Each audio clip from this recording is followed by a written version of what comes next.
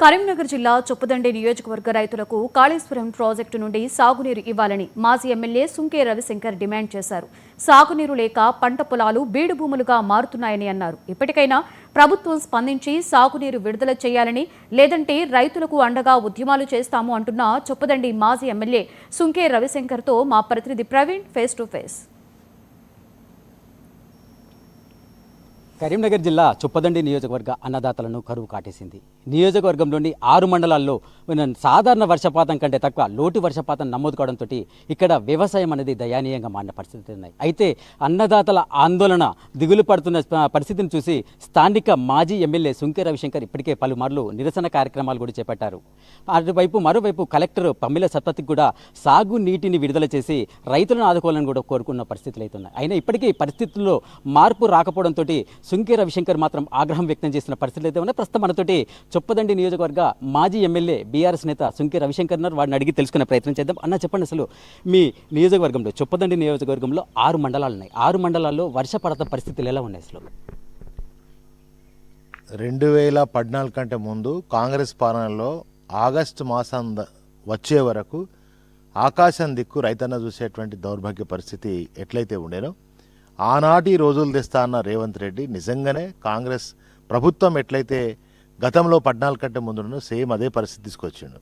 గత 10 ఏళ్లుగా కేసీఆర్ గారి నేతృత్వంలో కాళేశ్వరం లాంటి ఒక భారీ ఎత్తిపోతల పథకం, ప్రపంచానికే ఒక రోల్ మోడల్ ఉన్నటువంటి ప్రాజెక్టును నిర్మాణం చేసి, ముఖ్యంగా మా చొప్పదండి ఈ ప్రాంతం అంతా మెట్ట ప్రాంతం, ఎడారి ప్రాంతం. ఈ ప్రాంతంలో తాగుదామంటే నీళ్ళ కరువు ఉండే, సాగు చేసుకుందామంటే చుక్క నీరు లేక వలసలు పోయినటువంటి పరిస్థితి ఉండే, రైతుల ఆత్మహత్యలు ఉండే, చేనేత కార్మికుల ఆకలి చాలు ఉండే. అటువంటి పరిస్థితి నుంచి మరి కేసీఆర్ గారు వచ్చిన తర్వాత కుంటలు నింపి, వాగులు నింపి, వంకలు నింపి, చెరువులు నింపి, అదేవిధంగా ఈ వరద కాలువ ఒక జీవనదిలాగా 365 రోజులు ఉండే విధంగా కేసీఆర్ గారు నింపి, మరి ఎక్కడో మరి పాతాళంలో ఉన్నటువంటి గంగను మరి పైకి తీసుకొచ్చి కొండ పోచమ్మ వరకు 600 పైచలకు ఎత్తు వరకు తరలించినటువంటి అపర భగీరథుడు కేసీఆర్ గారు.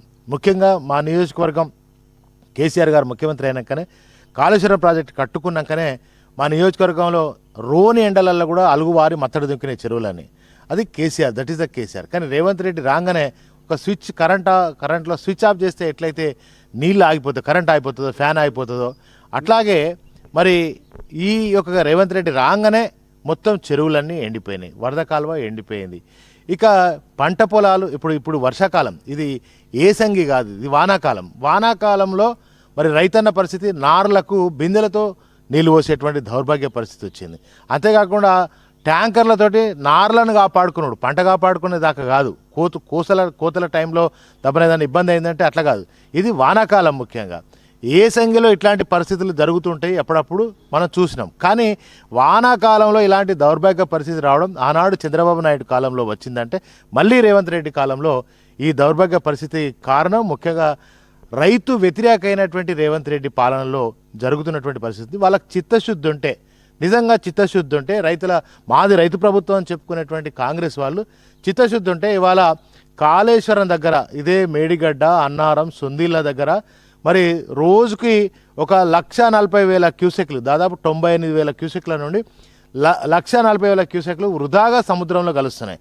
ఆ కలిసే నీటిని కన్నెపల్లి పంపుల ద్వారా ఎత్తి, నంది పంపుల ద్వారా, గాయత్రి పంపుల ద్వారా మిడుమానేర్ నుంచి రంగనాయక్ సాగర్, అన్నపూర్ణ, కొండపోచమ్మ, మల్లన్న సాగర్, బసవాపూర్ వరకు కూడా ఈ నీళ్లను మనం పంపించే అటువంటి అవకాశం ఉంది.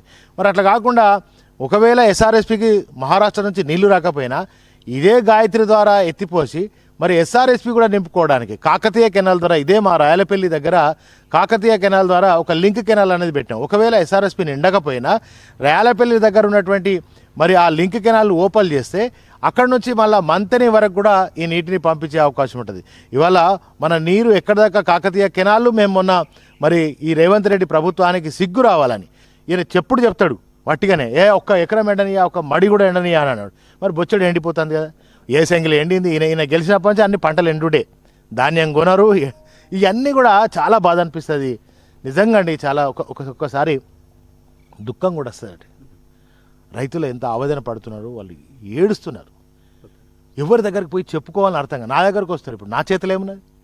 ఆయన రైతాంగం కోసం కొట్లాడుతూనే ఉన్నాం, అనేక రకాలుగా కొట్లాడుతుంది. బరాబర్ ఇంకొక 4-5 రోజుల లోపల గట నీళ్లు వదలకపోతే నేను చాలా సీరియస్గా చెప్తున్నా, మీ 99 ఛానల్ ద్వారా చొప్పదండి నియోజకవర్గ రైతాంగం అంతా ధైర్యంగా ఉండండి, మీ వెన్నంటి ఉంటాం, ఆ పంటలను కూడా కాపాడుకునే బాధ్యత మాది, తప్పకుండా నీళ్లను విడుదల చేసేదాకా మీ వెన్నంటి ఉంటాం, పోరాడతాం, నీళ్లను సాధించి తీరుతామని చెప్పి తెలియజేస్తాం. అంటే ఎద్దేడ్చిన వ్యవసాయం రైతేడ్చిన రాజ్యం బాగుపడదని కూడా చెప్తారు. అయితే రైతు ప్రభుత్వం చెప్తున్న కాంగ్రెస్ ప్రభుత్వం రైతులను పంటలు ఎండబెట్టడమే కాంగ్రెస్ ప్రభుత్వ ధ్యేయమాన్ని కూడా ప్రశ్నిస్తున్న పరిస్థితులు ఇప్పటికైనా రాబోయే 4 రోజుల్లో వ్యవసాయం కోసం నీటిని విడుదల చేయాలని, లేనిచో బీఆర్ఎస్ రైతులకు అండగా ఉండి పోరాటాలు చేపడుతుందని సుంకె రవిశంకర్ అంటున్నారు. ఇది ప్రస్తుతం సుంకె రవిశంకర్ మనోగతం. కెమెరా పర్సన్ శ్రీధర్తో ప్రవీణ్, ఎర్రబాటి, 99 టీవీ, కరీంనగర్. చాలా రోజుల తరువాత మహేశ్వర్